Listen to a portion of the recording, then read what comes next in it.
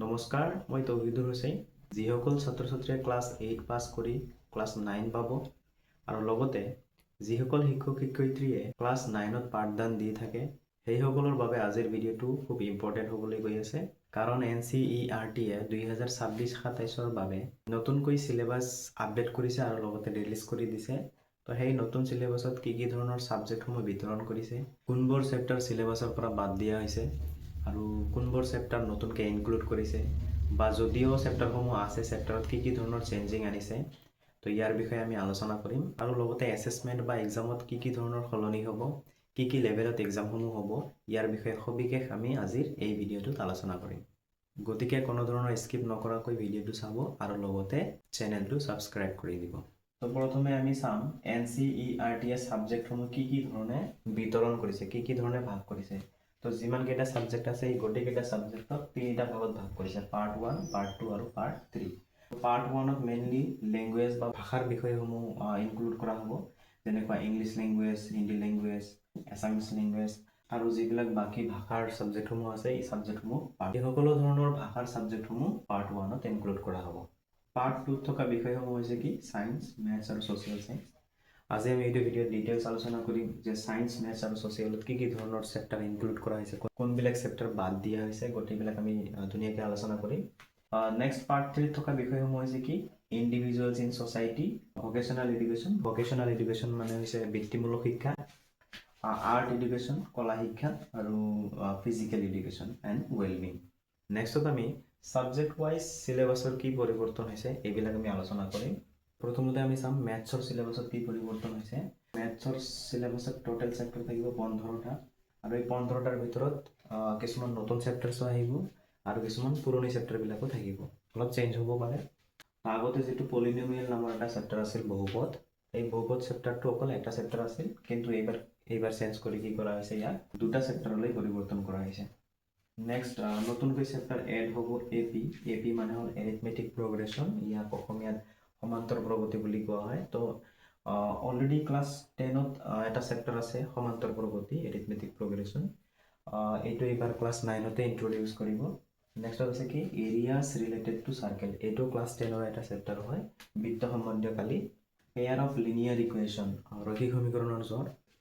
Class 9ত অকল ৰৈখিক সমীকৰণৰ বিষয়ে আছিল, কিন্তু এইবাৰ ৰৈখিক সমীকৰণৰ জোৰ হিচাপে দিছে, মানে এইটো এটা ক্লাছ 10ৰ চেপ্টাৰ হয় ৰৈখিক সমীকৰণৰ জোৰটো, কিন্তু এইবাৰ কি কৰিছে ক্লাছ 9তে এড কৰি দিছে। অ'কে, নেক্সটত আছে কি জিঅ'মেট্ৰিক প্ৰগ্ৰেশ্যন, আৰু জিঅ'মেট্ৰিক প্ৰগ্ৰেশ্যনটো কি হয় ক্লাছ 11ৰ এটা চেপ্টাৰ, যেনেকুৱা AP এৰিথমেটিক প্ৰগ্ৰেশ্যন, ঠিক একেদৰে GP জিঅ'মেট্ৰিক প্ৰগ্ৰেশ্যন, এইটো ক্লাছ 11, তাৰমানে HS ফাৰ্ষ্ট ইয়েৰত মেথামেটিক্সত GP পোৱা যায়। তো এই GPটো এইবাৰ ক্লাছ 9তে ইন্ট্ৰডিউচ কৰিছে। আৰু বাকী যিবিলাক চেপ্টাৰ আছে এই চেপ্টাৰবোৰ একে থাকিব আৰু লগতে অলপ সাল সলনি কৰিব পাৰে। তো এইবাৰ আমি চাম ছায়েন্সত কি ধৰণৰ পৰিৱৰ্তন হৈছে। তো ছায়েন্সত ইণ্টিগ্ৰেটেড এপ্ৰ'চতে ৰাখিছে, তাৰমানে আগৰ নিচিনাকৈ ফিজিক্স, কেমেষ্ট্ৰি, বায়'লজি আৰু লগতে আৰ্ট ছায়েন্স বুলি ক'লে যেনেকৈ পৰিৱেশ বিষয়ক যিবিলাক চেপ্টাৰ্ছ আছে আৰ্থ ৰিলেটেড গোটেইবিলাক মিলি পেলাই থাকিব। তো প্ৰথমে আমি চাম যে ফিজিক্সত কি পৰিৱৰ্তন হৈছে। তো ফিজিক্সত এটা চেপ্টাৰ ডিলিট কৰি দিয়া হৈছে, তাৰমানে উঠাই দিয়া হৈছে। তো ইয়াতে এটা ধুনীয়া চেপ্টাৰ আছিল গ্ৰাভিটেশ্যন বা মহাকৰ্ষণ, তো এইটো এইবাৰ উঠাই দিয়া হৈছে আৰু লগতে নিউ চেপ্টাৰ এটা এড কৰা হৈছে। নিউ চেপ্টাৰটো কি work energy and simple machine, ইয়াতে কাৰ্যশক্তি আৰু লগতে চিম্পল মেচিন যেনেকুৱা পুলি বা লিভাৰ এই ধৰণৰ টপিকসমূহ ইনক্লুড কৰা হ'ব। যিটো chapter work energy and simple machine, এইটো আগতেও আছিল, এনেকুৱা নহয় ডাইৰেক্টলি নতুনকৈ দিছে। আগত ৱাৰ্ক এণ্ড এনাৰ্জি বুলি আছিল, ইয়াতে নতুন টপিক এড কৰিছে চিম্পল মেচিন বুলি আৰু চেপ্টাৰটো আপডেট কৰিছে। এতিয়া আমি চাম কেমেষ্ট্ৰিৰ কোনবিলাক চেপ্টাৰ ডিলিট কৰিছে বা উঠাই দিছে আৰু কোনবিলাক চেপ্টাৰ কি কৰিছে নিউলি এড কৰিছে। তো ইয়াতে যদি চাওঁ আমি ডিলিট কৰা চেপ্টাৰ, তাৰমানে উঠাই দিয়া চেপ্টাৰ, এইটো হ'ল আমাৰ চাৰিওফালৰ বস্তুবোৰ। ইয়াতে পদাৰ্থৰ বিভিন্ন ধৰণৰ অৱস্থা, মানে চেপ্টাৰ 1টোৱে আছিল। ক্লাছ 9ৰ বৰ্তমানৰ যিটো কিতাপ আছে ইয়াৰ চেপ্টাৰ 1টোৱে আছিল কি আমাৰ চাৰিওকাষৰ বস্তুবোৰ। ইয়াতে পদাৰ্থৰ বিভিন্ন ধৰণৰ অৱস্থাৰ বিষয়ে ডিটেইলছ আছিল।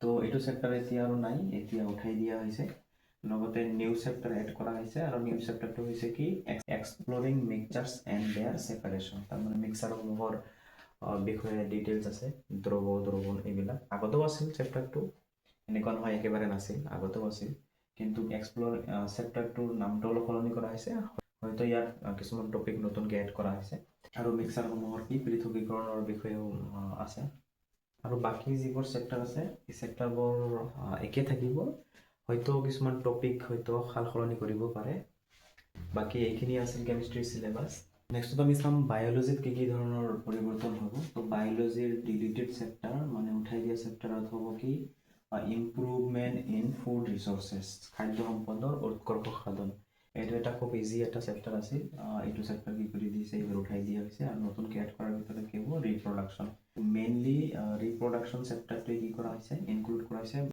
এবাৰ আমি চাম ইংলিছ ছাবজেক্টত কি ধৰণৰ চিলেবাছৰ পৰিৱৰ্তন হৈছে তো ইংলিছৰ যিটো লিটাৰেচাৰ পাৰ্ট আছে লিটাৰেচাৰ মানে কি গদ্য আৰু পদ্য তো গদ্য পদ্য কি কৰি দিয়া হৈছে ফুল্লি চেঞ্জ কৰি দিয়া হৈছে আগত যিবিলাক গদ্য আৰু পদ্য আছিল এইবিলাক এতিয়া একো নাথাকিব নতুনকৈ গোটেইবিলাক নতুনকৈ দিয়া হ'ব লগতে 9ত বৰ্তমানত যি দুটা কিতাপ আছিল এটা হ'ল কি বিহিভ আৰু এটা হ'ল কি মুভমেণ্ট তো এই দুটা কিতাপ সলনি কৰি এইবাৰ কি কৰা হৈছে নতুনকৈ এটা কিতাপ ইন্ট্ৰডিউচ কৰা হৈছে কাবেৰী নামৰ তো বিহিভ আৰু মুভমেণ্টছ যিহেতু চেঞ্জ কৰা হৈছে গতিকে আগৰ কোনো ধৰণৰ প্ৰজ পয়েট্ৰি একে নাথাকিব তো আগৰ কিতাপ আমি ইউজ কৰিব নোৱাৰিম নতুনকৈ কিতাপ কিনিব লাগিব যিটো হ'ব কি কাবেৰী আৰু এইটো কিতাপত প্ৰজ পয়েট্ৰিসমূহ নতুনকৈ ইনক্লুড কৰা হ'ব নতুনকৈ দিয়া হ'ব ছেকশ্যনত যিবিলাক টপিক এড কৰা হৈছে এইবিলাক হ'ল কি পাৰ্চুৱেচিভ এছে লিটাৰেচি এনালাইচিছ ৰিচোৰ্চ ৰাইটিং আৰু লগতে ক্ৰিয়েটিভ ৰাইটিং তো এবাৰ আমি চাম ছ'চিয়েল ছায়েন্সত কি ধৰণৰ চিলেবাছৰ পৰিৱৰ্তন কৰাইছে তো ছ'চিয়েল ছায়েন্সত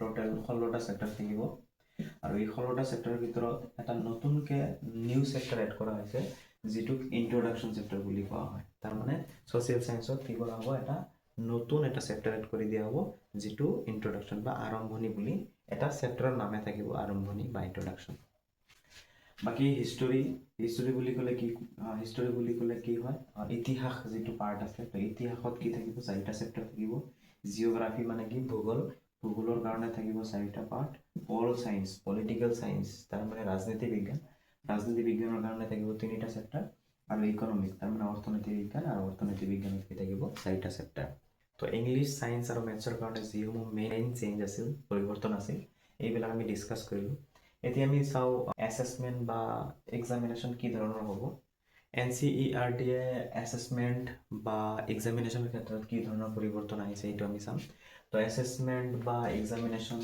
দুটা লেভেলত হ'ব এটা হ'ল কি প্ৰফিচিয়েঞ্চি লেভেল সকলো ছাত্ৰ ছাত্ৰীৰ কাৰণে কি হ'ব প্ৰযোজ্য হ'ব সকলো ছাত্ৰ ছাত্ৰীৰ বাবে কম্পালচৰি হ'ব আৰু এটা লেভেল হ'ল কি এডভান্স লেভেল আৰু এডভান্স লেভেলটো হ'ব কি অপশ্যনেল তো NCERTয়ে ক্লাছ 9ৰ বাবে যিটো নতুন চিলেবাছ ৰিলিজ কৰিছে ইয়াৰ যিবিলাক ইম্পৰ্টেণ্ট পইণ্ট আছিল এইবিলাক আমি আলোচনা কৰিলোঁ বাকী আমাৰ অসম গভৰ্ণমেণ্ট বা অসমৰ শিক্ষা বোৰ্ডে এই চিলেবাছত কি ধৰণৰ ৰূপায়ণ কৰে বা পৰিৱৰ্তন কৰে ইয়াৰ বিষয়ে আমি পিছলৈ জানিব পাৰিম বাকী শেষলৈকে ভিডিঅ'টো চোৱাৰ কাৰণে আপোনালোকক ধন্যবাদ জনাইছোঁ ভিডিঅ'টো ভাল লাগিলে কমেণ্টছত জনাব লগতে নিজৰ বন্ধু বান্ধৱীৰ সৈতে শ্বেয়াৰ কৰিব আৰু মষ্ট ইম্পৰ্টেণ্টলি চেনেলটো ছাবস্ক্ৰাইব কৰিব আজি এইখিনিতে সামৰিলোঁ বাকী নেক্সট ভিডিঅ'ত আকৌ লগ পাম